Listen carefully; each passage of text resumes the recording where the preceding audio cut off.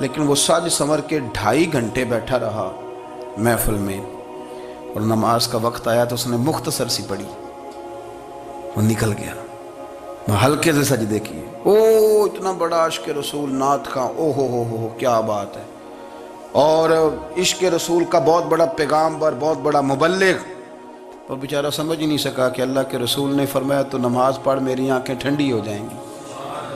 تو یہ نشے کے عادی تو ہیں پر حقیقت کے قائل نہیں ہیں۔ یہ بس ٹھیک ہے، خوابوں کی دنیا میں لوگ زندہ ہیں، پر جن کو یہ جو نشہ تھا نا عبادت کا، یہ میرے رسول پاک کی چاہت ہے، یہ میرے نبی کریم علیہ السلام کی۔ آپ دیکھیں نا، حضور مہینوں جا کے غار حرا میں بیٹھتے، کیا وہاں تبلیغ کرتے تھے؟ کوئی کتاب لکھتے تھے؟ رسول کریم علیہ السلام مہینہ رہتے غار حرا میں، کوئی نہ مجھے دیکھے، کوئی نہ مجھے ملے۔ حضور یہاں کیا ہے؟ فرمایا میں اپنے رب کی عبادت کروں گا۔ نبی کریم علیہ السلام نے سجدوں کے ساتھ پتھروں اور پہاڑوں کو آباد کر دیا، سجدوں کے ساتھ۔ آپ کا سجدہ آپ کو بہت ساری چیزوں سے چھڑا لیتا ہے، یہ بہت ساری جگہوں سے جھکنے سے بچا لیتا ہے۔ صوفیاء اولیاء یہ کیا کرتے تھے؟ یہ سجدے کا ذوق ہی تو پیدا کرتے تھے، سجدے کا ذوق۔ شاہ عبدالعزیز دباغ رحمۃ اللہ تعالی علیہ اپنے مریدوں سے فرمایا کرتے تھے کہ اگر تم پکے نمازی بن جاؤ نا، تہجد گزار ہو جاؤ، تو میرے پاس آنا جانا چھوڑ دینا۔ عرض کی حضور کیوں؟ فرمایا میں تمہارے اور رب رسول کے رستے میں رکاوٹ نہیں بننا چاہتا، اور میرا مقصود ہے تمہیں وہاں تک پہنچانا۔ جب پہنچ گئے تو پھر میری ضرورت ختم ہو گئی۔ ہاں کبھی وسوس آئے، شک پیدا ہو، تکلیف ہو تو آنا، ورنہ میں نہیں چاہتا کہ میں رکاوٹ بنا رہوں۔ تم اللہ اللہ کرو، اس مالک کو راضی کرو۔ میرے رسول پاک علیہ وسلم نے فرمایا بندہ اللہ کے سب سے قریب اس وقت ہوتا ہے جب وہ سجدے کی حالت میں ہوتا ہے۔ کس کے قریب ہوتا ہے؟ اللہ کے سب سے قریب ہوتا ہے۔ وہ بڑا نیڑے ہے رب کے، بڑا قریب ہے، اس لیے کہ وہ حالت سجدہ میں۔ وہ جب سجدے کرتا ہے نا، اس کی بارگاہ میں جب جھک جاتا ہے، آپ ذرا سجدے کی کیفیت دیکھیں نا، زبان بھی یہاں ہے، آنکھ بھی یہاں ہے، کان بھی، عقل بھی ساری، اس نے سارا کچھ رکھ دیا سجدے میں۔ آپ وہ کبھی پیچھے جائیں تو دیہاتوں میں کہا جاتا تھا ناک سے نکیریں نکالو، بہت بڑی سزا ہوتی تھی نا، ناک سے نکیریں نکالو، بڑی سزا ہوتی تھی۔ تو اس نے کہا مالک مجھے کسی نے کہا نہیں، پر دیکھنا میں نے رکھ دی ساری عقل سجدے میں، اور رکھ کے کہا کیا؟ سبحان ربی یا اللہ، اللہ میں پست ہوں تو اعلیٰ ہے، اللہ تو میرا رب ہے اور تو سب سے اعلیٰ اتنا۔ اور فرمایا جب یہ اس کیفیت میں ہوتا ہے تو پھر یہ اپنے رب کے قریب ہوتا ہے۔ کثرت عبادت، نوافل۔ ہمارے ہاں عمرے کی قرآن اندازی محفلوں پہ ہونے لگ گئی ہے، حالانکہ حدیث سے ثابت نہیں۔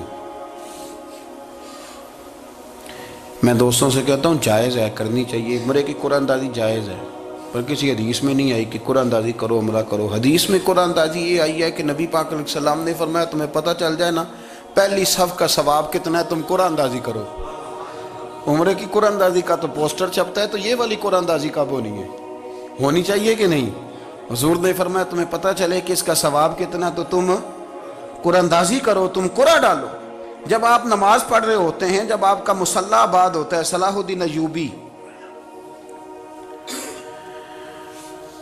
ایک بزرگ سے ملاقات ہو گئی، بیت المقدس پر قبضہ تھا عیسائیوں کا، تو صلاح الدین بڑے پریشان تھے۔ بابا جی کہنے لگے پتر کیا ہوا؟ کہنے لگے حضور پتہ چلا ہے دشمن کے 2 بحری بیڑے اسلحہ لے کے آ رہے ہیں، مسلمان پہلے ہی کمزور ہیں، اور اب اگر 2 بحری بیڑے اور آ گئے تو حضور مسئلہ بن جائے گا۔ تو میں پریشان ہوں کہ کس طرح یہ کم مسئلے والی ہماری فوج ہے کیسے مقابلہ کرے گی۔ تو بابا جی کہنے لگے پتر اس طرح کرنا، آج رات تو بھی دعا کرنا اور میں بھی کروں گا، تو بھی دعا کرنا، آپ ناراض نہ ہونا، ہم تو پیروں والے ہیں، ہم تو پیروں کے نوکر غلام ہیں، ہمارا تو گزارا ہی نہیں، ہمیں تو ملتا ہے سارا کچھ وہاں سے۔ پر میرا سوال یہ ہے کہ تعویذ لینے جاتے ہو نفل کیوں نہیں پڑھتے؟ رات اللہ اللہ کیوں نہیں کرتے؟ یہ بھی تو ہمارے بزرگوں کا ہی طریقہ ہے، انہوں نے تو ہمیں سکھایا ہے۔ صلاح الدین ایوبی سے بزرگوں نے کہا کہ رات آج نا اللہ اللہ کرنا تو میں تیرے لیے دعا کروں گا، تو بھی دعا کرنا۔ تو بندہ جب دکھی ہوتا ہے تو سجدہ کرتا ہے تو پھر ہی تو مصلی بھیگ جاتا ہے، پھر ہی تو مزہ آتا ہے۔ سکھی بندہ تو کعبے جا کے نہیں روتا، دکھی تھے، تکلیف تھی تو سر رکھا سجدے میں تو تڑپ گئے۔ اور وہ بابا جی کہتے ہیں میں مسجد آیا تو صلاح الدین چیخے مار کے رو رہا تھا اور کہہ رہا تھا مالک میں کوئی اپنی شان کے لیے تو نہیں نہ لڑ رہا، اللہ کو میں کوئی قبضوں کے لیے تو نہیں لڑ رہا، مالک تیرے لیے لڑ رہا ہوں، مجھے بے آبرو نہ کرنا، میری مدد فرمانا۔ کہتے ہیں میں آیا تھا کہ مسجد میں دعا کروں گا، پر صلاح الدین ایوبی کو روتے دیکھا تو میں لوٹ گیا۔ تو سویرے صلاح الدین ملے تو بڑے خوش تھے۔ میں نے کہا پتر کیا ہوا؟ کہنے لگے حضور وہ بحری بیڑے دو آ رہے تھے نا اسلحہ لے کے، دونوں ڈوب گئے پانی میں ڈوب گئے۔ تو بابا جی کہنے لگے صلاح الدین وہ پانی میں نہیں ڈوبے، وہ تیرے آنسوؤں میں ڈوب گئے، وہ غرق ہو گئے۔ وہ جو تو نے مصلی بات کیا تو وہ تیرے آنسوؤں میں ڈوب گئے، وہ غرق ہو گئے، وہ تباہ اتنے قیمتی تھے تیرے آنسو کے بہا لے گئے دشمن کے بحری بیڑوں کو۔ میرے بھائی ٹھیک ہو گیا جی، میرے عزیز سمجھ لیں اس بات کو ہمیشہ کے لیے، اور اس پر غور کر لیں اچھے طریقے سے کہ میرے رسول کریم سید عالم صلی اللہ علیہ وسلم نے نا ہماری توجہ دلائی، حضور نے ہمیں بتلایا، ہمارا ذوق بڑھایا عبادت کی طرف۔ ایک صحابی تھے حضرت ابو فاطمہ رضی اللہ تعالیٰ عنہ، یہ ترمذی شریف کی حدیث ہے۔ نبی پاک علیہ السلام نے فرمایا ابو فاطمہ قیامت کے دن مجھ سے جلدی ملنا چاہتے ہو کہ دیر کے ساتھ؟ تو کہنے لگے حضور کون ہوگا جو دیر سے ملنا چاہے گا، ہم نے تو جان دے دی وعدہ دیدار پر۔ اعلیٰ حضرت فرماتے ہیں جان دے دی وعدہ اور نقد اپنا دام ہو ہی جائے گا۔ مجھے لگتا ہے کہ یہ سودا نقد و نقد ہو جانا ہے، چونکہ ہم نے جان دے دی وعدہ دیدار پر۔ آپ نے وعدہ کیا تھا کہ مریں گے تو پھر زیارت ہوگی، تو مر گئے ہم زیارت کی خاطر۔ جان دے دی وعدہ دیدار پر تو نقد اپنا دام ہو ہی جائے گا۔ اے رضا ہر کام کا ایک وقت ہے، دل کو بھی آرام ہو ہی جائے گا۔ تو حضرت ابو فاطمہ رضی اللہ تعالیٰ عنہ سے نبی پاک صلی اللہ علیہ وسلم نے فرمایا جلدی ملنا چاہتے ہو کہ دیر سے؟ عرض کی حضور فٹافٹ ملنا ہے، میں نے قیامت کے دن آپ سے جلدی ملنا ہے۔ تو نبی پاک علیہ السلام نے فرمایا پھر اس طرح کرنا، دنیا میں رہ کے سجدے زیادہ کرنا، پھر سجدے زیادہ کرنا، قیامت میں ملاقات جلدی ہو جائے گی، قرب ملے گا تمہیں۔ اپنے بچوں کے اندر دیکھیں نا، ہم شوق پیدا کرتے ہیں، ہمیں صحیح لفظ نہیں بولنے آتے پر ہم بچوں میں شوق پیدا کرتے ہیں کہ پتر ڈاکٹر بن جائے گا تو بڑا نفع کرے گا، تو لوگوں کی خدمت کرے گا، ملک و ملت کی خدمت کرے گا، تیرے ابا کا نام روشن ہوگا، تیرے دادا کی تعریفیں ہوں گی۔ ہم یہ ذوق پیدا کرتے ہیں، ہم اپنے نوجوانوں کے اندر یہ فکر پیدا کرتے ہیں، انہیں ہم سمجھاتے ہیں کہ میاں جب تم پڑھو گے محنت کرو گے تو فلاں آدمی کی طرح تمہارا نام ہوگا۔ یہ جتنا ذوق ہم بچوں کے اندر ان چیزوں کا پیدا کرتے، ہمیں حکم ہے کسی طرح ہم ذوق پیدا کریں کہ پتر نماز پڑھے گا تو اللہ راضی ہو جائے گا، تو سجدہ کرے گا۔ دیکھیں نا میرے رسول کریم علیہ السلام نے فرمایا 7 سال کے بچے کو مسجد لے کے جاؤ، یعنی اسے شوق دلاؤ، اس کے اندر یہ خاصیت پیدا کرو کہ اس کا دل کرے مسجد میں جانے کو، اس کے اندر یہ خصوصیات لاؤ کہ وہ ہمارے ہاں نا ہر چیز کو پرموٹ کیا جا رہا ہے، ہر چیز کو، یعنی سر سنگیت سکھانے کے لیے اکیڈمیاں بن گئی ہیں، ہر شے پرموٹ ہو رہی ہے، عبادت کا جذبہ کم ہوتا جا رہا ہے، اللہ کا ذوق ہمارے اندر نہیں رہا۔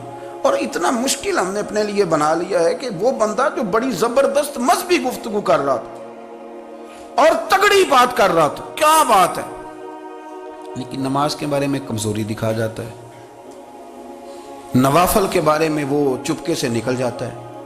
امام احمد بن حنبل رحمۃ اللہ تعالیٰ علیہ، مسند امام احمد بن حنبل 14 جلدوں میں ہے مارکیٹ میں، اور مجھے تو خیر پسند ہی پڑی ہے، میں نے تو کئی دفعہ پڑھی ہے۔ اور کیا بات ہے امام احمد بن حنبل کی، کیسے تگڑے قسم کے محدث تھے اور اللہ نے کتنا انہیں اعزاز عطا فرمایا ہوا تھا۔ یہ کوڑے بھی کھاتے تھے دین کی خاطر، سارا کرتا لہو سے بھر بھی جایا کرتا تھا، بڑا اعزاز والا شخص تھے، بڑے اعزاز والے، حدیثیں جمع کرنا، حدیثیں لکھنا، حدیث پڑھانا، سارا دن رہتے تھے۔ کہہ سکتے تھے کہ میں کر تو رہا ہوں کام، اور حدیث بھی موجود ہے کہ عالم عابد سے افضل ہوتا ہے، پر اس کے باوجود امام احمد بن حنبل رحمۃ اللہ علیہ 300 نفل فرض نمازوں کے علاوہ پڑھا کرتے تھے، 300 نوافل روز پڑھا کرتے تھے۔ ان کے بیٹے نے کہا ابا جی مکان خریدنا ہے تو کوئی جگہ کہاں کر کے لوں، بہت ساری آبادیاں، تو فرمایا پتر وہاں لینا جہاں مسجد قریب ہو۔ میرے رسول کریم سید عالم صلی اللہ علیہ وسلم اتنا پسند کرتے مسجد کو، اتنا پسند کرتے نماز کو کہ رسول کریم صلی اللہ علیہ وسلم تہجد کی نماز بھی پڑھتے، پھر حضور فجر کی نماز بھی پڑھتے، نبی پاک وتر کو الگ کر کے پڑھتے، عشاء کے ساتھ نہیں پڑھتے۔ یہ تو ہم اس لیے اجازت دی ہمارے بزرگوں نے کہ بعد میں اٹھے گا کون علیحدہ وتر پڑھنے کے لیے، عشاء کے ساتھ پڑھ لے۔ وتر پڑھتے، تہجد پڑھتے، فجر پڑھتے، اشراق پڑھتے، چاشت پڑھتے، پھر مغرب کی نماز کے بعد 6 رکعت اوابین پڑھتے، پھر رات کو صلاۃ اللیل پڑھتے۔ سیدہ عائشہ صدیقہ کہتی ہیں زمانہ سو جاتا اور میرے رسول مصلی بچھا کے کھڑے ہو جاتے۔ او یار کھیتی باڑی کر کے نہیں، محنت مزدوری کر کے نہیں، جناب عائشہ کہتی ہیں میں یہ بھی دیکھتی کہ حضور ایک آیت شروع کرتے تو ساری رات اسی کو پڑھتے، اور میری نظر جاتی تو قدم مبارک پہ ورم آ جاتا۔ یار نماز پڑھ پڑھ کے اتنی مشقت کر کے، اتنی جد و جہد کر کے ورم آ گیا، یا رسول اللہ اتنی محنت کیوں کرتے ہو؟ فرمایا افلا اکون عبدا شکورا، کیا میں اپنے رب کا شکر گزار بندہ نہ بنوں؟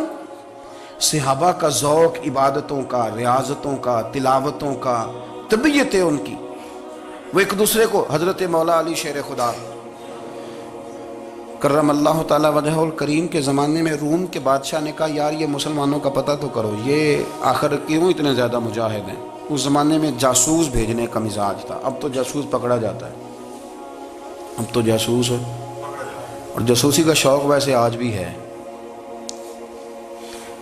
عرض کروں تھوڑی سی بات اس عنوان سے، پتہ کیا ہمارا مسئلہ ہے؟ ہم جہاں جاتے ہیں نا وہاں تھوڑی خوشبو سونگنے کی کوشش کرتے ہیں، وہ کیا ہے تو یہ کیا ہے تو ادھر کیا ہے تو تھوڑا سا ادھر کیا ہے۔ میرے رسول پاک پڑھیے درود شریف، سارے پڑھیے ذرا زور سے، صلی اللہ تعالی۔ نبی پاک علیہ السلام نے فرمایا جاسوسی نہ کرنا ورنہ تم بندوں کو خراب کر دو گے، اور فرمایا اس طرح نہ ہو کہ تم کسی کے آپ کھول نہ نکلو تو تمہارے پہلے کھول جائیں۔ یہ جو ذوق ہے نا یہ ختم کریں، چھوڑیں، مطلب آپ کس چکر میں پڑے ہوئے ہیں، اتنی زیادہ توجہ کرنے کی کیا ضرورت ہے؟ اپنے کام سے کام رکھیں، اس میں بندہ تھوڑا سا نا آسان رہتا ہے۔ یہ جو بہت زیادہ ٹٹولنے والے لوگ ہوتے ہیں نا وہ بیچارے پھر عمر ٹٹولتے ہی گزار دیتے ہیں، اس لیے کہ مزاج ہی بہت پکا ہے، بوری کا منہ کھول کے اندر تک ہاتھ ڈالنا، تو پھر کئی دفعہ سامنے سے بچھو بھی لڑ جاتا ہے، خرابی ہوتی ہے۔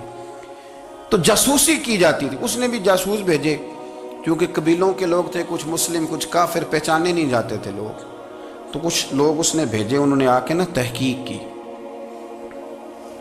ریسرچ کری کہ آخر ماجرا کیا ہے، تو واپس جا کے انہوں نے رپورٹ دی نا روم کے بادشاہ کو۔ اس رپورٹ کا ایک جملہ بڑا شاندار ہے، وہ کہنے لگا بادشاہ ہمیں مسلمانوں کی کوئی سمجھ نہیں آئی، ہمیں کوئی سمجھ نہیں آئی۔ انہوں نے کہا کیوں نہیں سمجھ آئی؟ کہنے لگے یار عجیب بندے ہیں، جب رات مصلی پہ بیٹھتے ہیں تو یوں لگتا ہے ان کا دنیا سے رشتہ ہی کوئی نہیں، کوئی کسی کو نہیں جانتا، کوئی اپنے دکھ سنا کے رو رہا ہے، کوئی اپنی بات کر کے رو رہا ہے، لگتا ہے کہ ان کا کوئی رشتہ ہے ہی نہیں جب مصلی پہ بیٹھتے ہیں۔ اور فرمایا جب سویرے یہ جہاد کرنے نکلتے ہیں تو لگتا ہے ان سے زیادہ دلیر ہی کوئی نہیں، حالانکہ جو مصلوں پہ رونے دھونے کے لوگ ہوتے ہیں وہ کئی دفعہ جہاد میں کام نہیں کرتے، لیکن عجیب لوگ ہیں کہ رات کے راہب ہیں دن کے مجاہد ہیں، کوئی سمجھ نہیں آتی۔ میرے عزیز ان لوگوں نے مصلی آباد کر کے رکھا، تلاوتیں ان کا ذوق رہی، منظر روز پڑھنا، اسباق پڑھنا، وظائف پڑھنا، یہ ان کا ذوق رہا۔ اعلیٰ حضرت بریلوی رحمت اللہ نے 1000 کتاب لکھی ہے، لیکن الوظیفۃ الکریمہ کے نام سے جو وہ صبح و شام وظائف پڑھتے تھے وہ الگ انہوں نے ان کو بیان کیا، پابندی کے ساتھ اپنی اللہ اللہ کرتے تھے۔ شیخ شہاب الدین سہروردی رحمت اللہ علیہ اس پر ایک بندے نے اعتراض کیا، اس نے کہا جی آپ کس قسم کے صوفی ہیں، مرید بیٹھے ہیں اور آپ وہاں نفل پڑھ رہے ہیں؟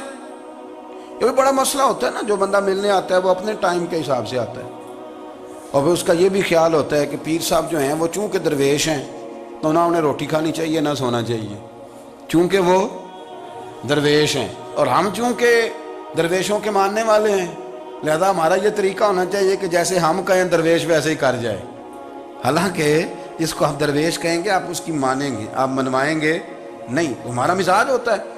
شیخ شہاب الدین پر لوگوں نے اعتراض کی، حضور لوگ ملنے آئے ہیں، زیارت کرنے آئے ہیں، یہ بندے دعا کرانے آئے ہیں، اللہ اللہ کرانے آئے اور آپ نفل پڑھ رہے ہیں، کیا جملہ ہے، کیا حسن ہے، کیا خوبصورتی ہے۔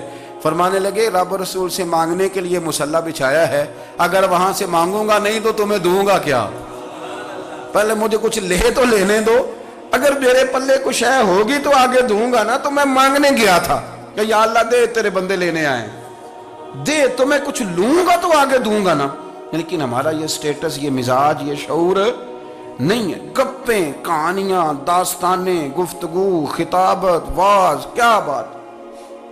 لیکن اگر کچھ کرنے کا کام ہو تو وہ نہیں ہم سے ہوتا۔ میرے نبی کریم علیہ السلام نے مصلی سے دل لگانے کا درس دیا، حضور نے توجہ دلائی۔ صحابہ اس ذوق کے حامل لوگ تھے، وہ کوشش کرتے تھے۔ جناب صدیق اکبر رضی اللہ تعالیٰ عنہ کا عبادت کا مزاج ہمیشہ قائم رہا۔ حضرت عمر فاروق ساری رات اللہ کے حضور کھڑے رہے۔ حضرت عثمان غنی رضی اللہ تعالیٰ عنہ عشاء کی نماز پڑھ کے 2 رکعتوں کی نیت باندھتے تھے، 15 سپارے پہلی رکعت میں پڑھ دیتے تھے اور 15 سپارے قرآن مجید کے دوسری رکعت میں پڑھ دیتے تھے۔ آپ نے نا حضرت عمر فاروق کے وصال کے بعد ان کی ایک بیوہ سے نکاح کیا، حضرت عثمان غنی نے نکاح کیا۔ وہ خاتون آپ کے نکاح میں آئیں تو عرض کرنے لگی، امیر المومنین میرے لیے یہ اعزاز تو بہت ہے کہ میں امیر المومنین کی بیوہ تھی تو امیر المومنین کی منکوحہ ہو گئی ہوں، لیکن حضور نہ تو میں جوان ہوں کہ میرے اندر رغبت ہوتی اور نہ میں اب اس قابل ہوں کہ کوئی خدمت کر سکوں، میرے ساتھ نکاح کی وجہ کیا بنی؟ تو عثمان غنی رو پڑے، فرمانے لگے میں نے عمر فاروق کو مسجد میں اپنے رب سے ڈرتے ہوئے دیکھا ہے، میں نے اسے روتے ہوئے دیکھا ہے، عدل کرتے دیکھا ہے، انصاف کرتے دیکھا ہے، امت کی خیر خواہی کرتے دیکھا۔ تمہارے ساتھ نکاح اس لیے کیا ہے کہ تم مجھے یہ بتاؤ کہ عمر فاروق گھر کے اندر اپنے رب کو کیسے راضی کرتے ہیں، گھر کے اندر کیسے راضی کرتے تھے، وہ طریقے بتلاؤ، تم بتاتی جانا اور میں بھی اسی طرح گھر میں عبادت کروں۔ میرے رسول کریم علیہ السلام نے ارشاد فرمایا، حضور فرمانے لگے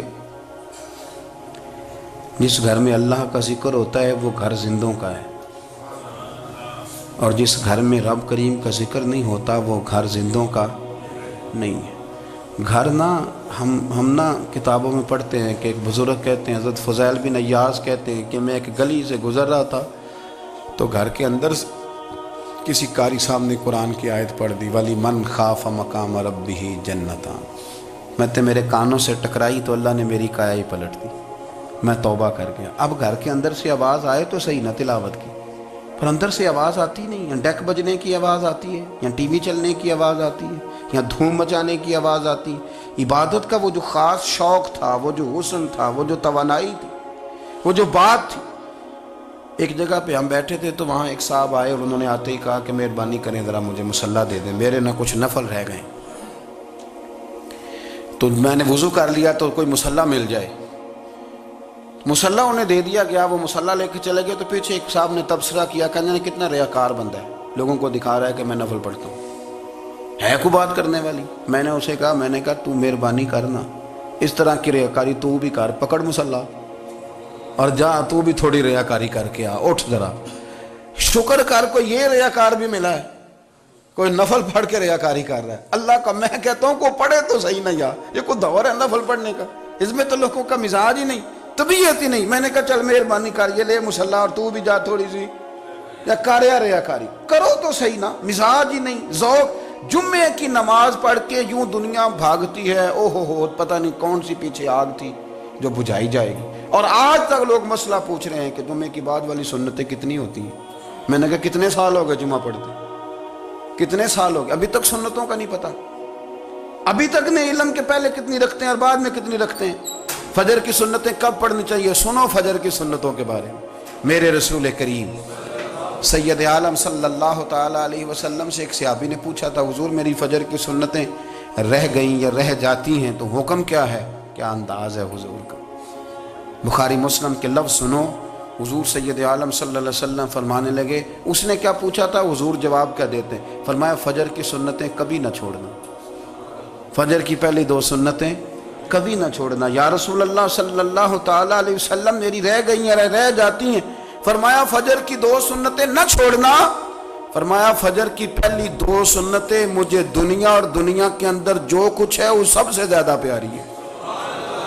فجر کی 2 سنتیں دنیا اور دنیا میں جو کچھ ہے مجھے وہ سب سے زیادہ پیاری ہیں، اس لیے فجر کی سنتیں نہ چھوڑنا۔ اپنا ذوق، اپنی طبیعت، ہم نے نا ذوق غلط بنا لیا۔